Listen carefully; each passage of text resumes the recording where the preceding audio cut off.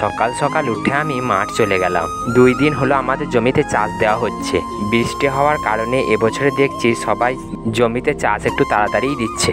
আষাঢ় মাস ঢোকা থেকেই বৃষ্টি, বীজ সবার বড় না হলেও জমিতে চাষ সবাই দেওয়া শুরু করে দিয়েছে। যাই হোক, সবার দেখে আমাদেরও কাল থেকে শুরু হয়েছে জমিতে চাষ দেওয়া। চাষ দিতে দিতেই দেখছি খুব জোর বৃষ্টি নেমে গেল। আমার কাছে ফোন ছিল, ফোনটা ভিজে যাবে তাই আমি ড্রাইভার দাদার কাছে গিয়ে বসলাম। গাড়ি থামিয়ে কিছুক্ষণ বসতেই বৃষ্টি থেমে গেল।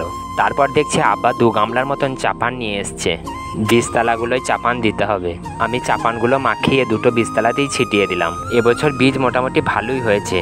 বীজ ছিটানো থেকেই প্রত্যেক দিন পানি হচ্ছে। তারপরে বীজতলায় চাপান দেওয়া শেষ করে আমি চলে গেলাম ট্রাক্টরের কাছে। আমাদের এই মাঠে সৌরশক্তির সাহায্যে 2টো সেচ পাম্প তৈরি করেছে সিটু দাদারা।